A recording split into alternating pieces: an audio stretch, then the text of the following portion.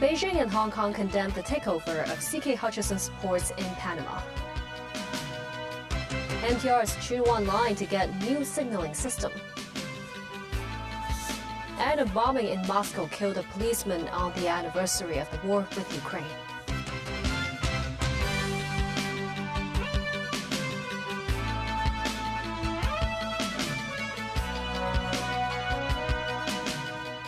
Good evening and thank you for joining us.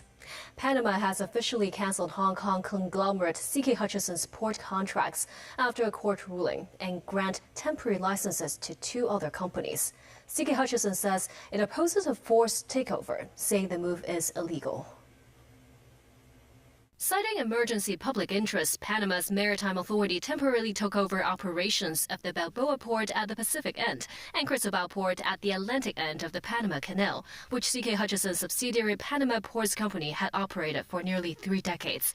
The Panamanian government says Monday its Supreme Court had ruled that the concession contracts held by C.K. Hutchison's subsidiary for the key ports were unconstitutional and invalid. Reuters reports that the government also approved 2 temporary concession contracts the same day, lasting up to 18 months. Danish company Maersk APM Terminals will operate Balboa Port, while Switzerland-based MSC will operate Cristobal Port. La Autoridad Marítima de Panamá. In a televised address, Panamanian President José Raúl Molino says the temporary agreement does not constitute expropriation but is intended to ensure smooth port operations. C.K. Hutchison released a statement on Tuesday saying the Panamanian government forcibly entered the 2 ports and barred the company's representatives from entering the sites. It says the action poses serious risks to operations and safety at the terminals, adding that it was not notified beforehand. Strategically located, the Panama Canal handles about 5% of global maritime trade. Last year, roughly 38% of containers transiting the canal were handled by these 2 terminals.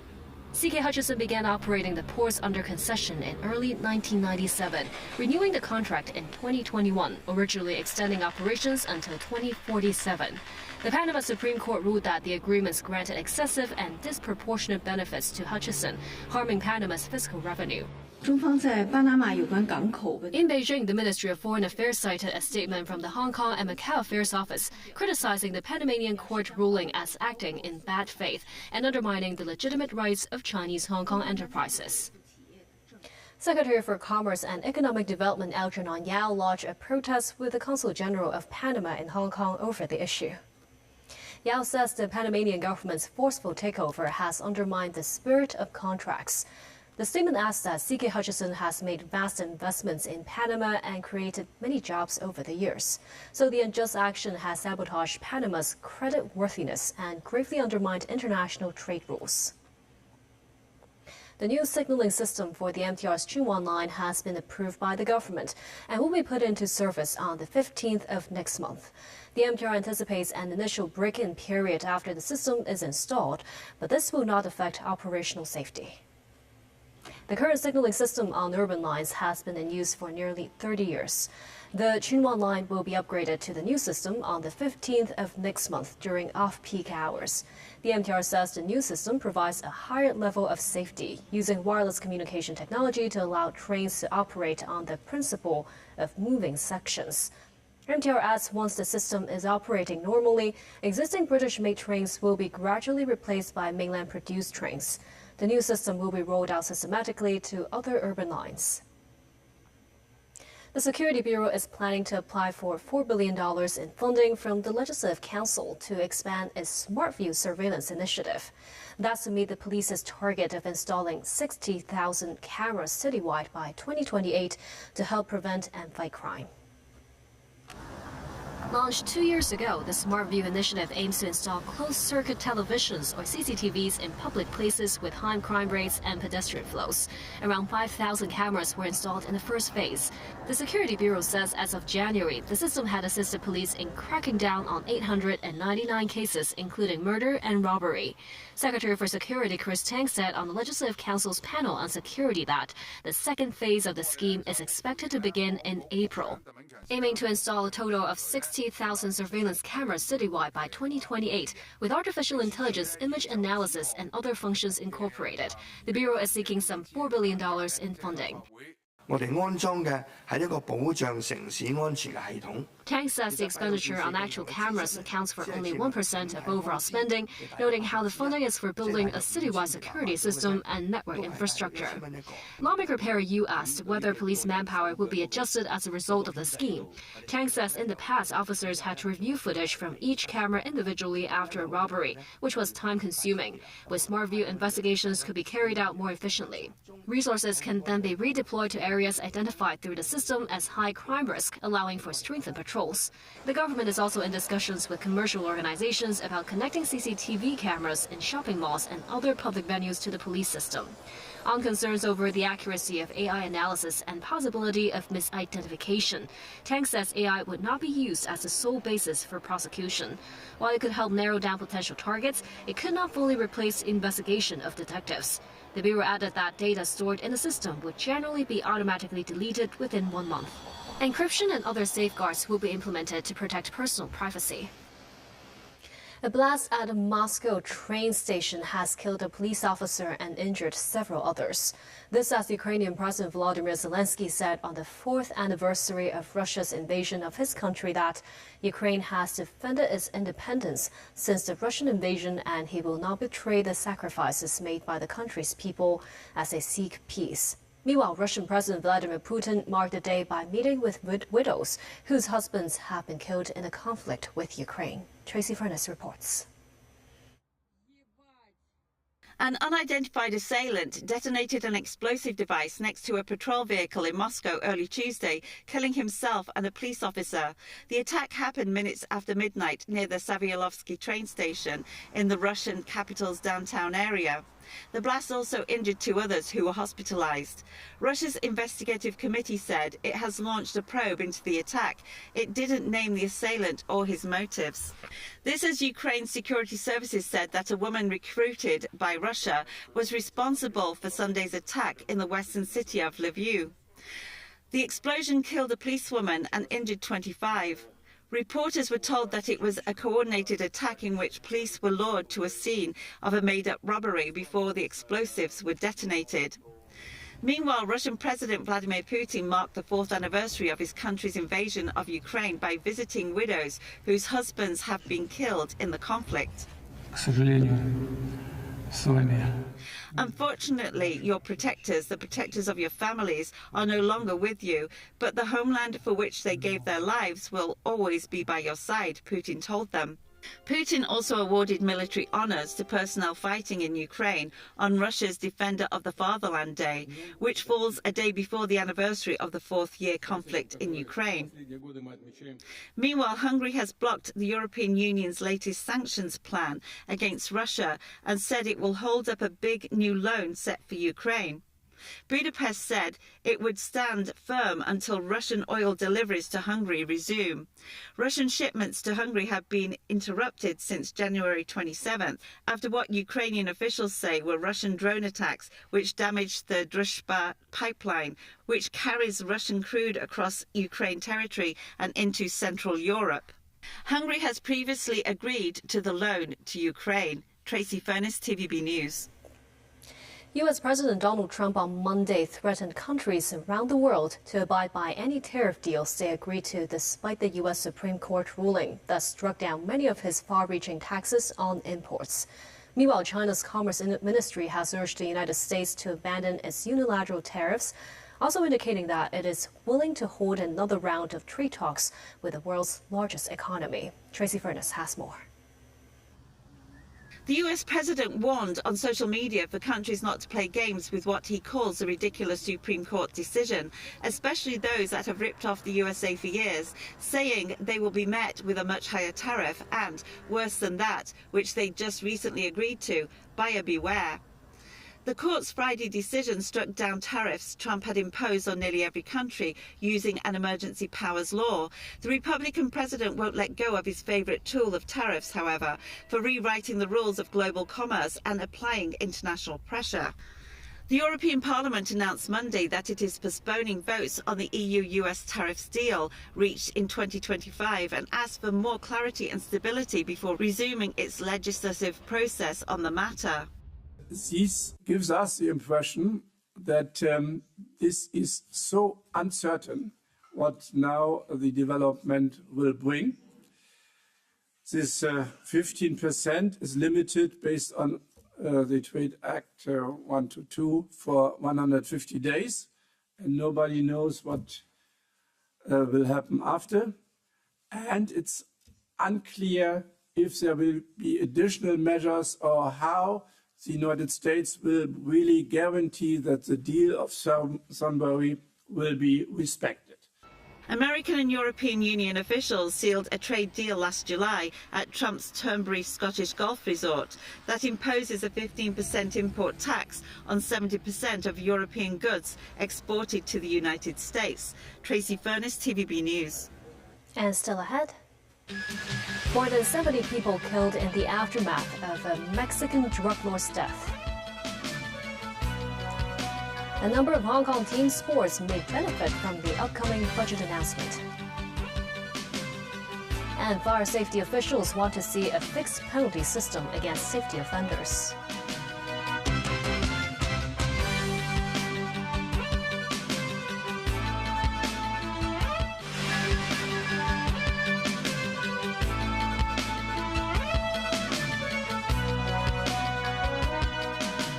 Welcome back. Vehicles were burned in various states in Mexico on Sunday following the news the Mexican army killed the country's most powerful cartel leader. Meanwhile, Canada's foreign minister said she is monitoring the serious and rapidly evolving situation in Mexico. Danny Rao tells us more. The killing Sunday of Jalisco New Generation cartel leader Nemesio Oseguera Cervantes, also known as El Mencho, during an attempt to capture him in Jalisco state, was the highest profile blow against cartels since the recapture of former Sinaloa cartel boss Joaquin El Chapo Guzman a decade ago. Following Oseguera Cervantes' death, security forces were placed on alert throughout Mexico's gunmen unleashed violence. Cars burned out by cartel members blocked roads in 20 Mexican states. Cell phone videos taken in Puerto Vallarta in the state of Jalisco by an American tourist showed some of that destruction. People locked themselves in their homes in Guadalajara, Mexico's second largest city and Jalisco's capital, and school was cancelled in several states. Mexican authorities said more than 70 people died in the attempt to capture El Mencho, including at least 25 soldiers. They released more details about his capture. The authorities said the cartel leader died after a shootout with the Mexican military, and authorities had tracked one of his romantic partners to his hideout in Tapalpa. They said El Mencho and 2 bodyguards fled into a wooded area where they were seriously wounded in a firefight before being taken into custody and died on the way to Mexico City. Meanwhile, Canadian Foreign Minister Anita Anand said she is monitoring the serious and rapidly evolving situation in Mexico. I am in contact with my Mexican counterpart, who expects the situation to normalize in the coming days. Our ambassador and consular staff are working with their counterparts to ensure that Canadians remain safe. Anand also encouraged Canadian citizens to remain in touch with her country's federal government. More than 26,000 Canadians in Mexico have registered with the federal government, including more than 8,000 who contacted Global Affairs Canada in the past day after violence erupted in the country. Donald TV News. New York City may face a problem with students attending classes on Tuesday, as snow is still piled high along sidewalks after a massive storm paralyzed the northeastern U.S. on Monday. New York Mayor Zohran Mamdani announced schools will reopen Tuesday morning, while Long Island and other New York suburbs, as well as Philadelphia, are all canceling school again. The Weather Service referred to Monday's storm as a classic bomb cyclone, where frigid Arctic air clashes with warmer temperatures. Further north, the Boston Globe management called off the printing of its daily newspaper for the first time in its more than 150-year history because snow and wind kept staff from safely getting to its printing plant. More than 5,000 flights in and out of the U.S. were canceled for Monday, with Boston, New York, and New Jersey airports affected the most. China stands ready to work with all countries to improve global human rights governance, according to Foreign Minister Wang Yi. Wang, a member of the Political Bureau of the Chinese Communist Party's Central Committee, made the remarks in a speech delivered via video link at a United Nations Human Rights Council session. Wang noted the international situation is complex and intertwined, and the global human rights governance and the post-war international order are facing new tests of the times. The foreign minister highlighted the global governance initiative proposed by China has received support and responses from more than 150 countries and international organizations. The Ministry of Commerce added 20 Japanese entities to its export control list, citing concerns over Japan's remilitarization. They include Mitsubishi Heavy Industries Shipbuilding and Mitsubishi Heavy Industries Aero Engines. The ministry said the restrictions were aimed at curbing Japan's remilitarization and nuclear ambitions, adding exporters, overseas bodies, or individuals are also banned from transferring Chinese-origin dual-use items to the listed entities. Subaru Corporation and Tokyo University of Science have also been placed on the watch list because the ministry could not verify the end users or end uses of the entity's dual-use items. Dual-use items are defined as goods, tech, and services that have both civilian and military applications or could enhance military potential. China's 2026 control list includes rare earth minerals and drones, as well as nuclear-related materials and tech. The financial secretary is set to unveil the budget tomorrow. It's understood that the government will earmark hundreds of millions of dollars to support sports development, including funding for athlete support and training, as well as encouraging sports associations to host major events. At the National Games, Hong Kong's men's handball team achieved its best ever result, finishing fourth. All 16 players are amateurs. Almost all had to quit their full-time jobs or take unpaid leave to prepare for the tournament, and they receive only $4,000 a month in government subsidies. Sources say the budget will earmark hundreds of millions of dollars to support local sports development. Under the team sports category, covering 8 categories including handball, basketball, volleyball, and women's football, athletes could benefit directly with a likely increase in allowances. Hong Kong Handball Association Chairman Ho Chung-ho, who runs a Chinese restaurant business, says any increase in funding would be welcome as a lot of current financial support to handball development come out of his own pocket. Ho adds that some players have chosen not to marry or have children, making personal sacrifices because of financial constraints. The budget is also expected to allocate funding to enhance coaches' professional standards and establish a unified coaching accreditation system. The Handball Association also hopes the government can provide more venue support, as there are only 7 handball courts available. The association has urged authorities to consider building simple, dedicated sports venues to meet demand. The budget is also expected to propose more promotion of urban sports such as indoor rock climbing and skateboarding. This year's budget is also expected to allocate funding to encourage sports associations to organize more high-level mega events or diversified competitions. The Fire Services Department on Tuesday said close to 36,000 fire calls were made in the city in 2025, and human negligence accounted for the cause of some cases. Mimosanga reports. In a press conference, the Fire Services Department presented its year-end review of 2025. The department received 35,972 fire calls, 2,000 related to residential buildings, which saw a rise of 25 cases compared to 2024. Electrical faults and human negligence, such as mishandling of cigarette butts, were the main causes of those cases. Authorities carried out a total of 447,464 fire safety inspections throughout last year and issued 70,093 fire hazard abatement notices. They also made 3,458 direct prosecutions. A little bit decrease in the number, but in some particular case, like we take enforcement actions against the owner, the occupier of the fire service installation. There is an upward trend. We have 1,408 cases, prosecutions against the building with next of annual inspection of their fire services installations. We would like to introduce the fixed penalty system for specified and easily verifiable offences. And for example, such as the non-compliance of conducting the annual inspection of fire services installation and equipment on the premises. Speaking of the department's follow-up work in the aftermath of the Taibo fire in November, Yuan said they had submitted all relevant documents to the independent committee to assist its investigation. The department said they aim to submit amended bill proposals to LegCo within this year, a step further to regulate the city's fire safety. Mamos 9, TVB News. A 7-month-old baby monkey has gone viral online after being abandoned by its mother and formed a bond with a soft toy.